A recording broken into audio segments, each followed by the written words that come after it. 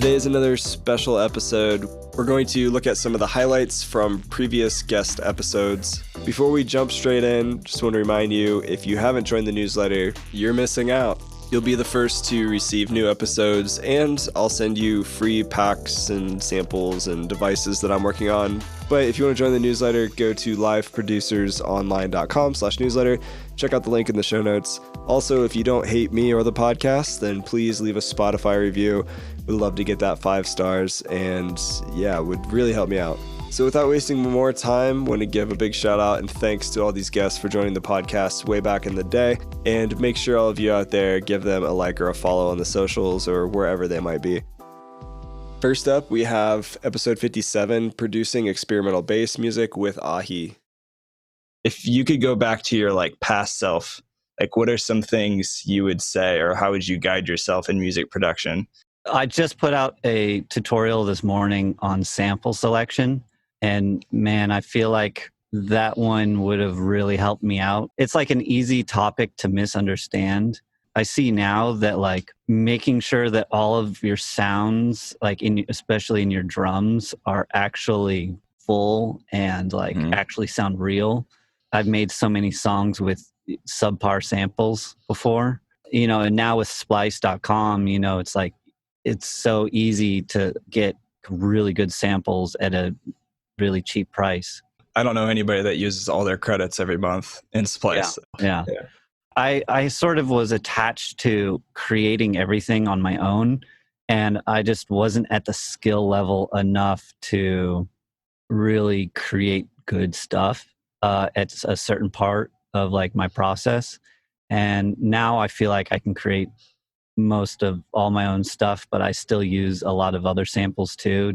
I don't know. I had to get over this thing in my head that I wasn't as creative by using other samples. Sure.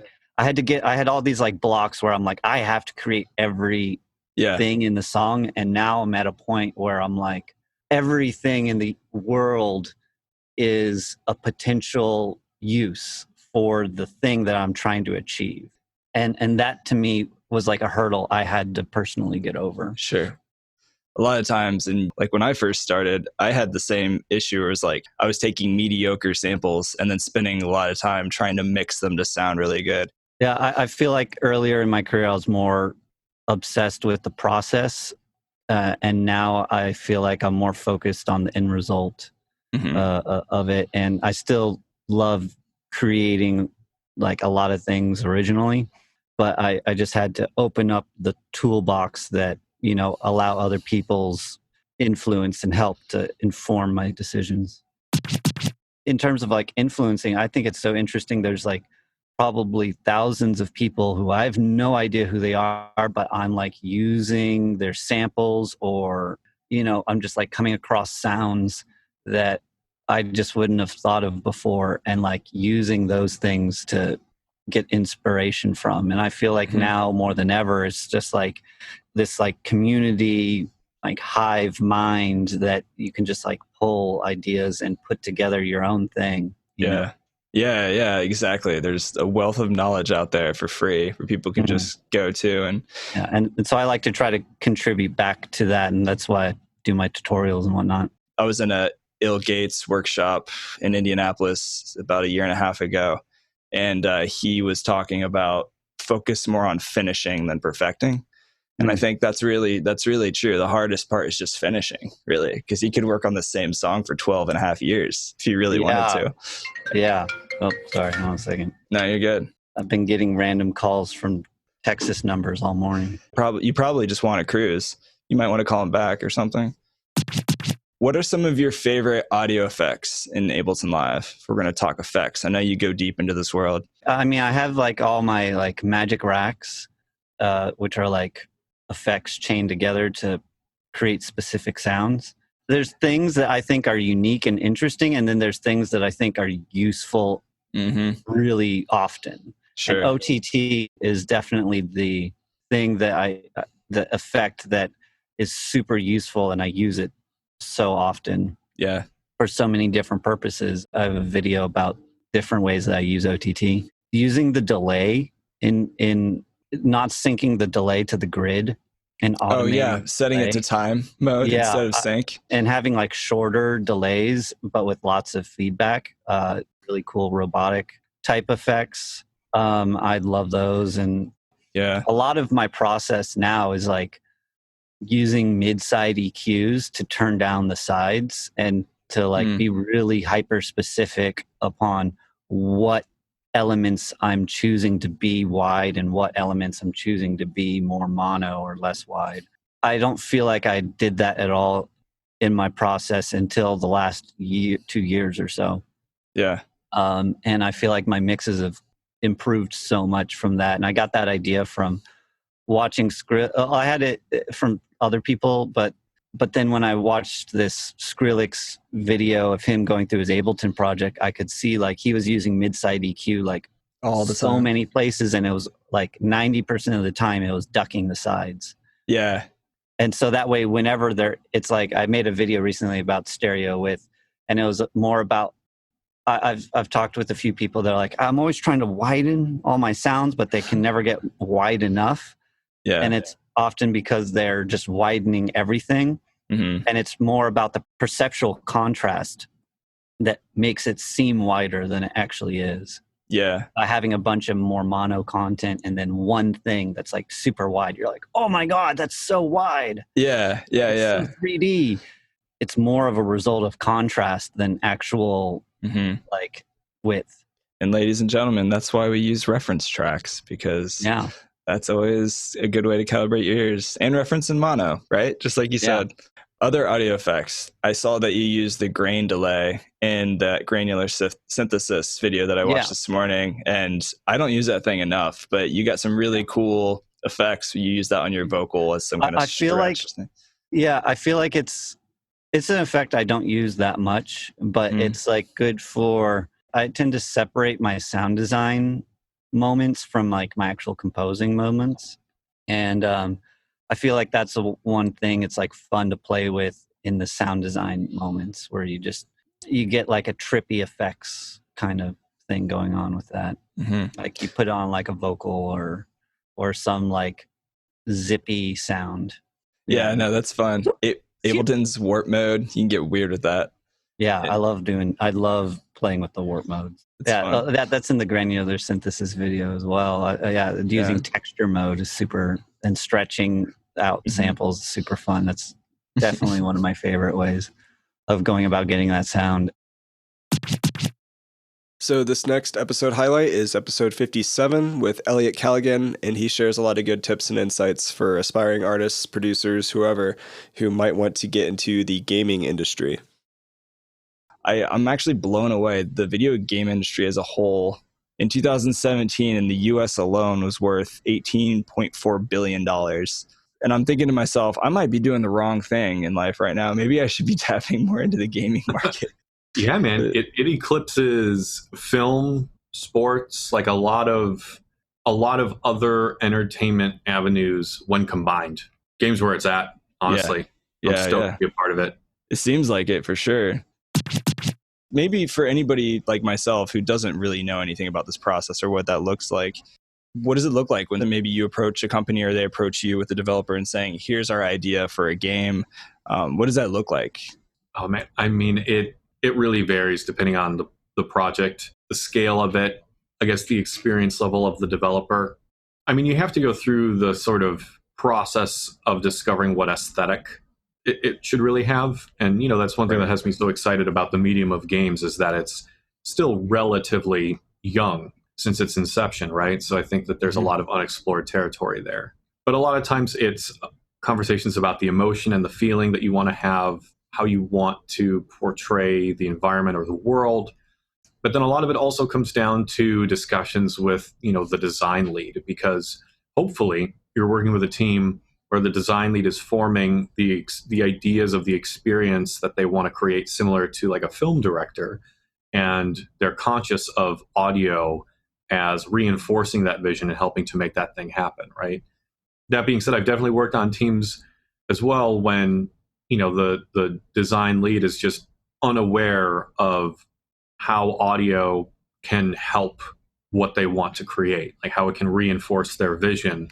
And so lots of times it's a lot of questions and back and forth and asking for references to really get them to think about how audio fits in with everything else that they've been cooking up about what this thing is going to be. And, lots of times it'll also turn into like, well, I think it'd be really cool if you did this right kind of thing. Yeah. So you're going to help guide that process too. Sure.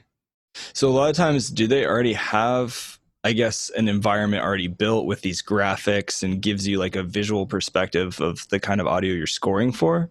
Or is it just very project by project?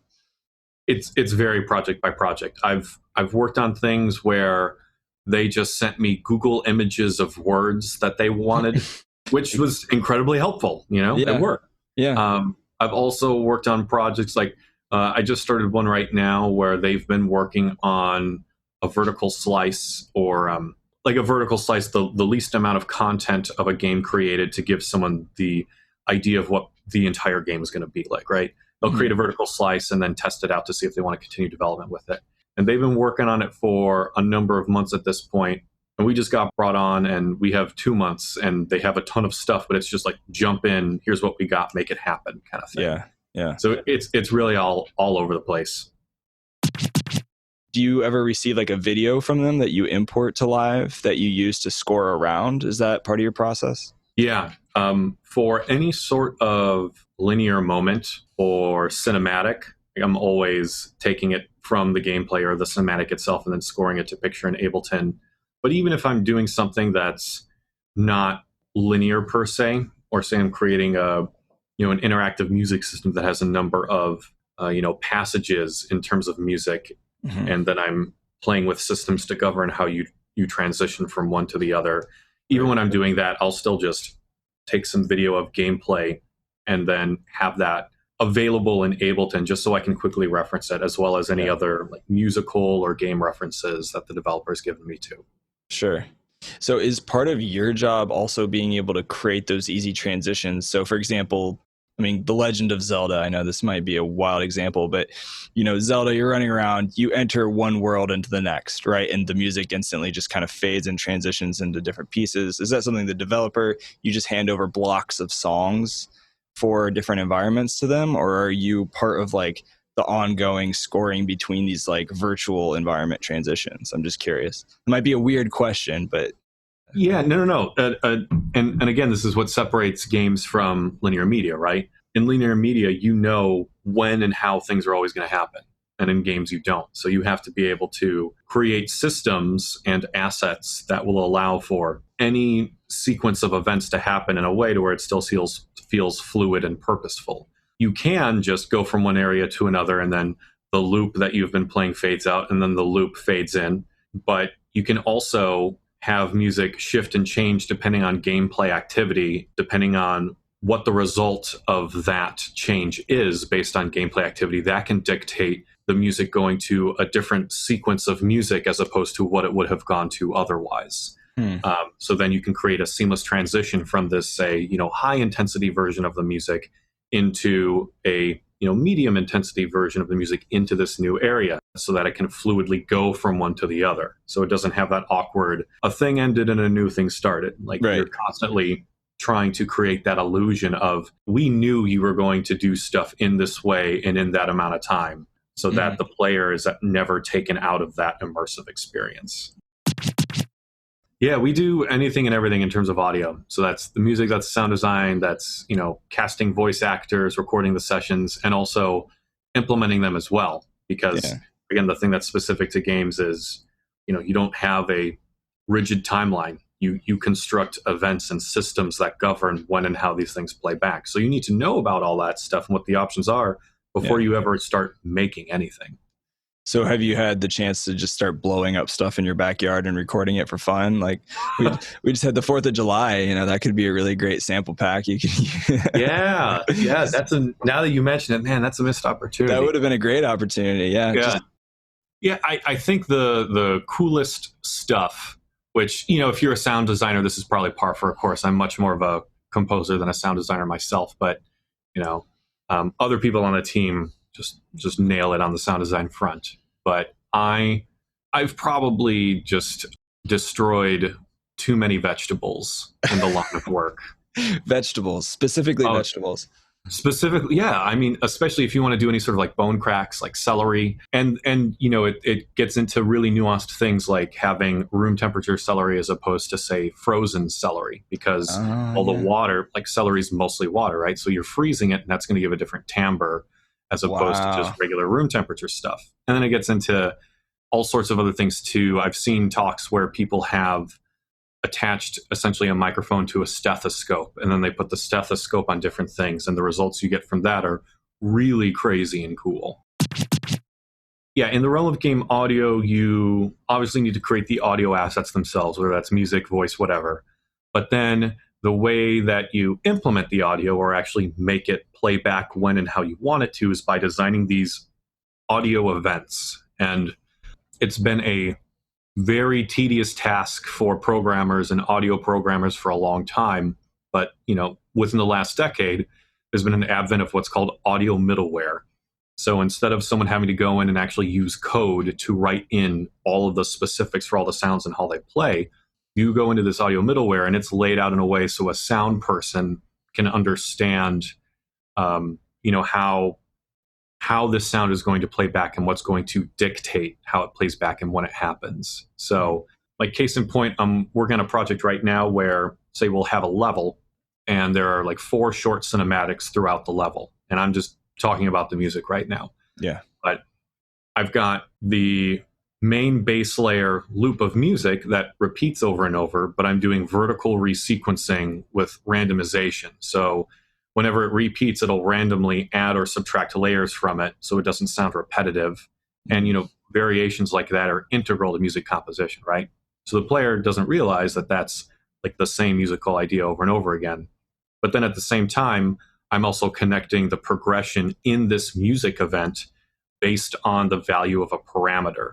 And so I'm telling a programmer, hey, whenever we get to this point in the level, when, say, we're playing this cinematic, change the value of this parameter, and then my event that I've designed says, hey, that parameter's changed. All right, now I'm going to go over to this sequence of music in this way in time, and I'm going to play this, section of music and whatnot. So it gets really, really deep in terms of designing how you want this experience to be, but it requires a whole nother skill set in order to do it.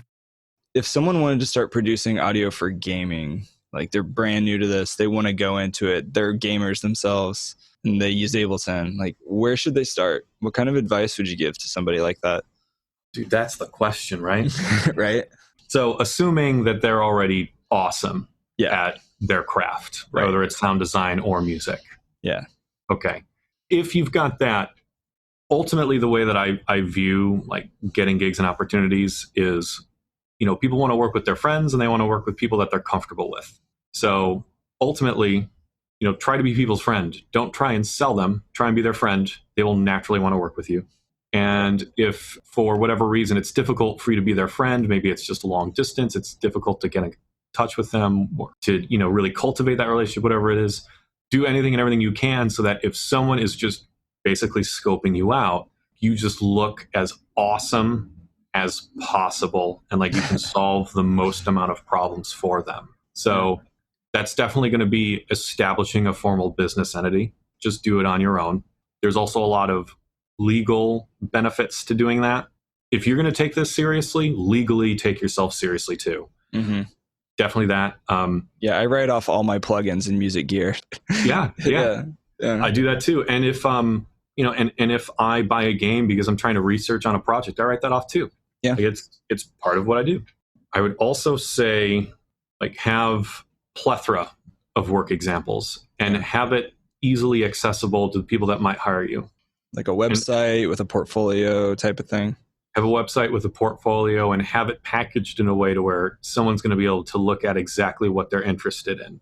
Yeah. If you are trying to find game gigs and then the only stuff on your website is commercials, like, a game developer is not going to care.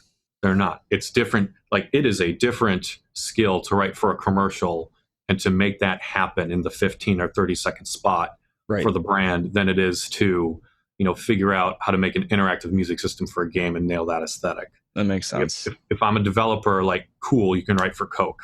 That means nothing. So package things so that they can get exactly what they want. Like, case in point, the Ubisoft gig, when they were first looking for people to audition for it, over the years, I've just, kept all of the tracks that I've been working on a single SoundCloud account. And I've made playlists of all these different genres. So not only was I able to send them something that was specific to games, but I was like, hey, here's my playlist for games that are in this kind of style and aesthetic. Let me know what you think. Nice. But to be able to have that available takes a lot of time, takes a lot of organization. So it's one of those things where, you're working on tracks now that probably aren't hypothetically going to get you a gig for about 5 or 8 years until you just stumble into something. That's a tough pill to swallow. Yeah. A lot of us listening have just a massive archive of half-finished songs just laying around on our hard drive. And that could be a portfolio builder. Just finish it off, do a quick master, put it up on SoundCloud, and you just never know. That's more content, right? That could be used later. Yeah, heck yeah. Well, and especially if you're interested in the production music side of things, like take that, finish it, find a library, send it to them, just wait for that passive income, Yeah. Yeah, and there's a lot of independent games that are being released these days. So, once somebody builds their portfolio, they get their website, they have SoundCloud, what kind of outreach could these people be doing? Somebody who wants to get into the gaming side, what does that look like? I mean, there's always so many different forums and online communities that they can just be present in that can always lead to something. So much of it is, I feel, being present and visible in the community as well as to the individual people that can make these decisions, right? So that is being helpful to the community. If you're only trying to take from the community will not give to you, right? Yeah. Give 3 times as much as you try to take. That's just my kind of like rule of thumb. So that's Facebook groups, that's forums, that's also reaching out to people individually, right? Actually, the biggest game changer for me was when I took some courses on business and I discovered the world of CRMs, or customer relationship managers, right? And I think that's something that so many people like in our field never talk about. That's true, actually. And I don't know why. It's integral. Again, you want to be someone's friend or you want them to feel comfortable, right? You're not going to achieve either of those things if you're not actually, making an effort to stay in touch with people and be a good friend or make them feel comfortable with you. Right. There's a ton of CRMs out there. Like I personally use Nutshell, but I've used HubSpot. There's things like MailChimp, so you can stay in touch with people. I mean, do all this stuff with tact, but if you're not, people don't care about you until you care about them first. So that's true. Yeah, care about them and see how you can help them. This next episode highlight is with the artist Dresage. She talks a lot about vocal music production and different tips with that. I just kind of want to get your take on like how you process and work with your vocals, because you did a really awesome breakdown. You shared some of your tools, microphones, things like that. So I'd love to just talk about that briefly, and I think that could be helpful for a lot of listeners that are processing vocals. Like, what does that look like? And maybe you can share what you did with some of that tutorial video as well. Yeah, for sure.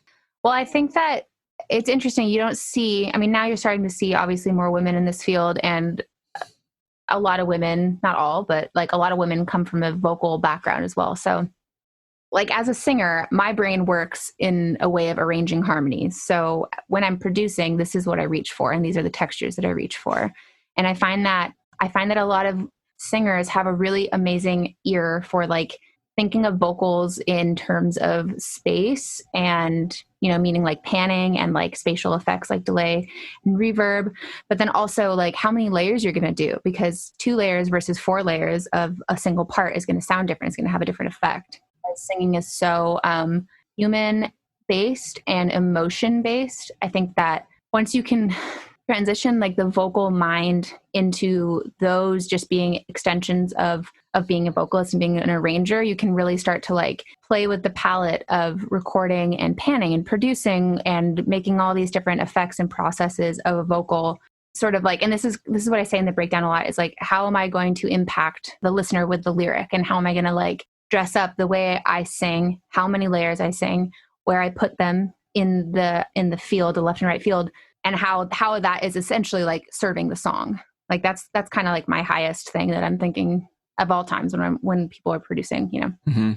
Something that I will do a lot is play with the juxtaposition of dry and wet and bringing those, you know, whether it's like a crazy delay for a moment or a really lush, beautiful, dreamy reverb that I am then side chaining to the kick, is creating different moments in the song with different effects on the vocal based on like what world you want to create in each section. Cool.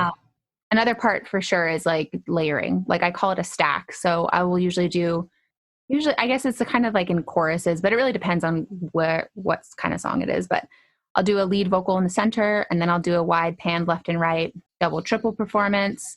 I usually will I'll usually do doubles of like every harmony line, and pan left and right, but varying degrees of like left and right. So I like to kind of create like super wide this, and then we kind of like start cascading in a little bit so you can create this space of vocals that live in different parts of the stereo field too.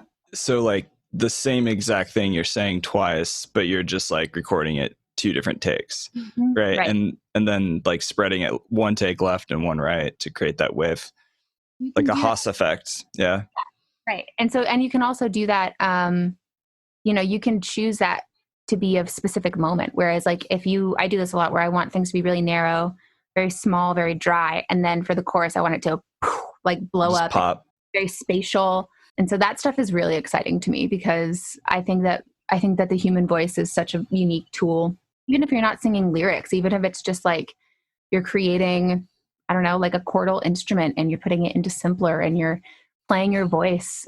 I think it's such a unique human experience to hear a voice and then use it as a production flavor.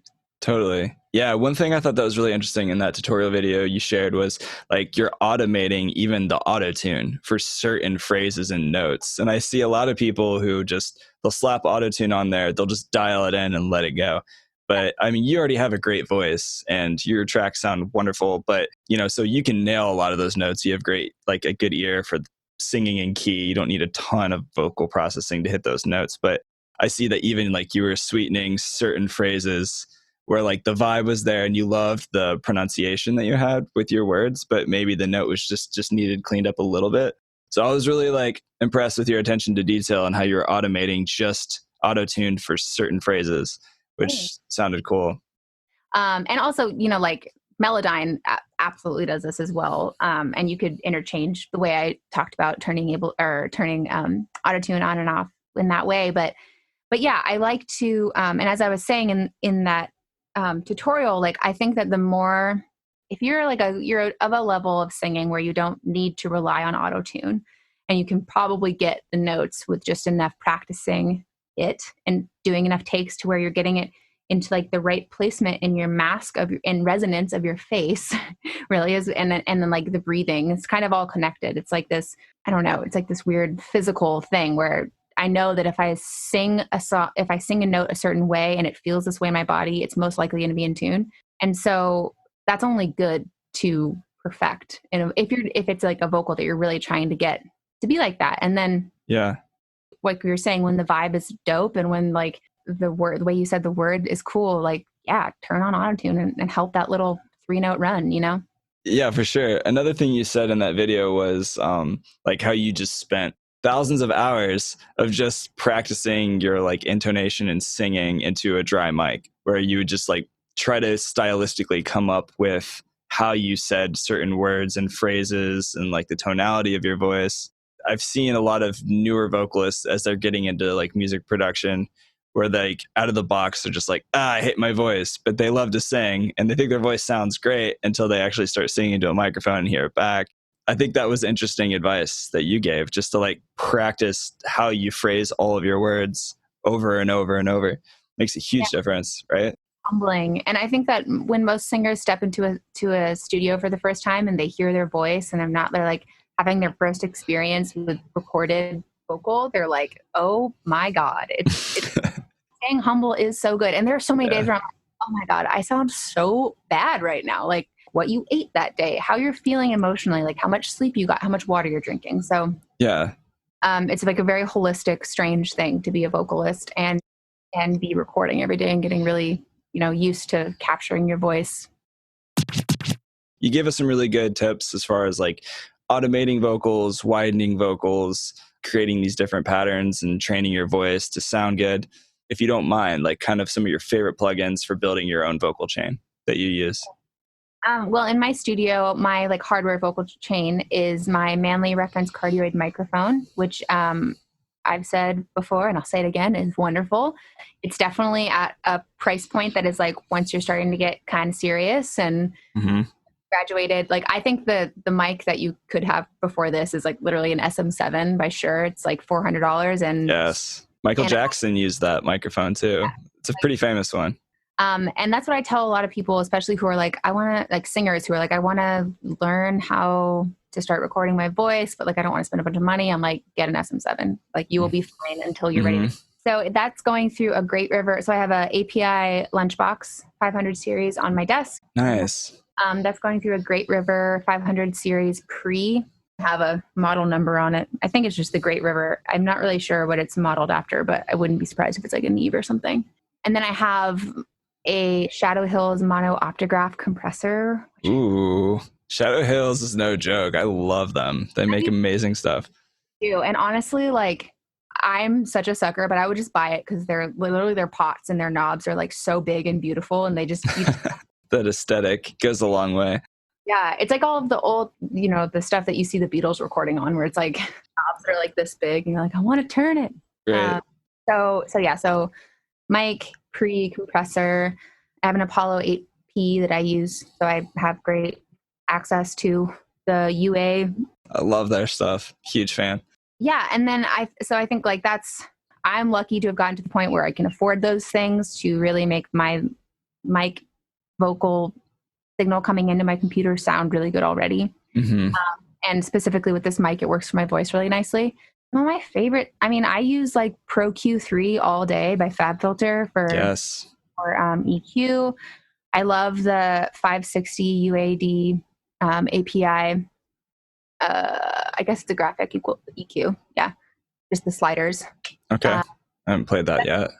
It's great because it's just, you just have like, I don't know, however many frequency band choices, and it's like more. Less. And so you can be like, you can use your ears a little more than like with the Pro Q is great because you can see everything happening, but I think there's a validity in taking away the visual aspect of what's happening. Yes, because you look at it and then you just start playing with more frequencies, and you can just like dial in and catch the little resonant frequencies, and you just start pulling those little spikes down. You get lost in that sometimes. Yeah, and then I really like the UA 1176 RE. The Rev A? Rev A, that's what it is. Yeah, Rev 2. Yeah, I think that's a great, like, I use that on my vocals all the time. Yeah, good stuff. Effects-wise, I've really been liking the Valhalla delay recently. Oh, yes. Valhalla is where it's at for reverb, delays. And their Supermassive is really also quite fun. Yeah, that's like a weird Frankenstein mix of like all their plugins into one. It's kind of fun. Yeah. I also discovered this like interesting, it doesn't do that much, but this Waves plugin called the King's microphone. It's really interesting. It's just a modeler of all of the different king and queens of England's like speaking microphones that they addressed their crowds with. So they're like, really? Yeah, it's really interesting. So you can choose like Queen Elizabeth, like this one, and yeah, it's very cool. Yeah, so that's something that I found recently that I was like, this is useful for very few things, but really fun. Yeah. Yeah, and also Little Ultra Boy I use all the time. Shout out Sound Toys. Yeah, Sound Toys stuff all day. We love them. So yeah, those are, I would say that's like my general. Also, UA makes a really good flanger doubler by MXR that I love a lot.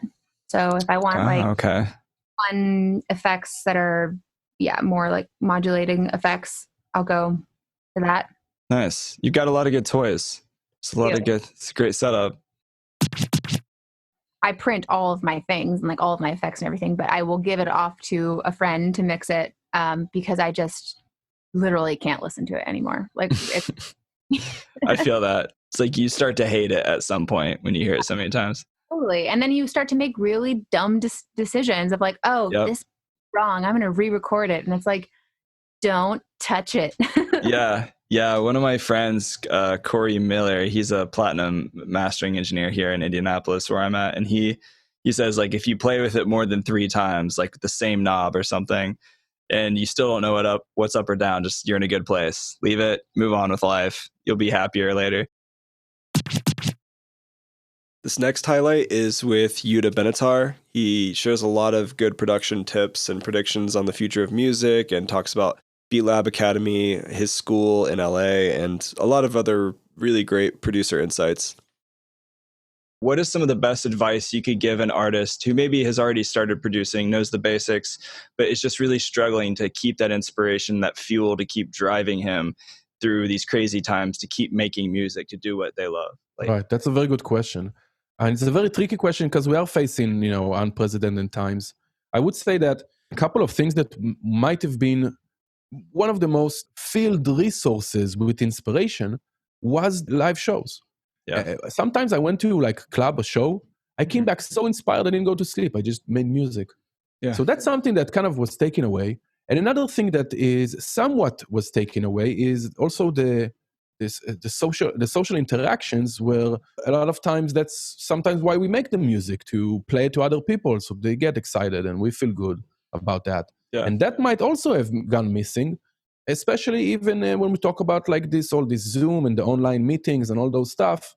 Mm-hmm. It's hard to get interaction. For example, Zoom performances, live shows from Zoom, they can hear like people clapping or getting some interaction with the audience. Yeah. So I would say that the interaction might be the biggest thing when it comes to inspiration.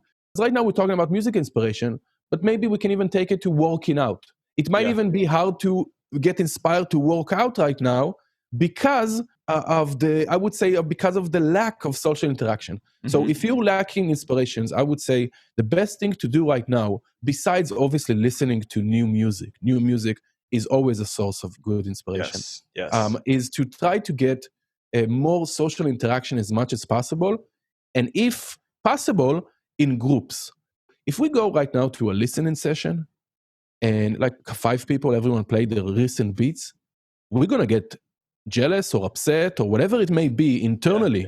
We're not expressing it, but internally. So that will push us, will give us the fuel to go back and work some more. And that also comes with like any other form of the things that this isolation causes us to do. It's very hard. I'm also struggling with the inspiration, with the music. Some days it's easy. Some days it's like there's no way I'm even opening the computer. What do you see for the future in the sense of like technology? How is technology shaping how music is produced right now? That's a very good, excellent question. Love that question. A few predictions, and those are all assumptions. I would say, let's first put what I would love to see.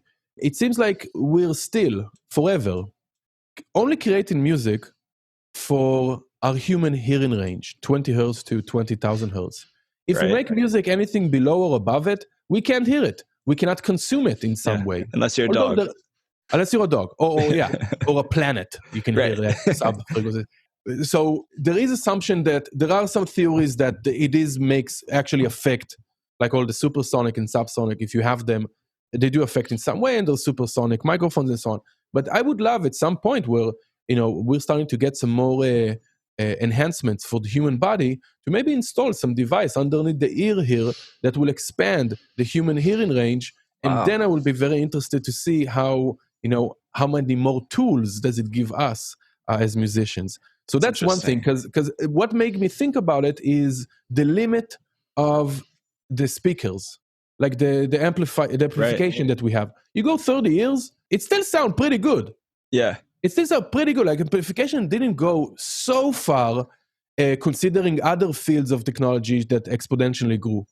Like the speakers and the studio monitors, they're better, but it's not like revolutionary.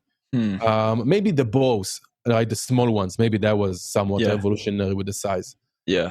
So that made me think about expanding the human hearing range.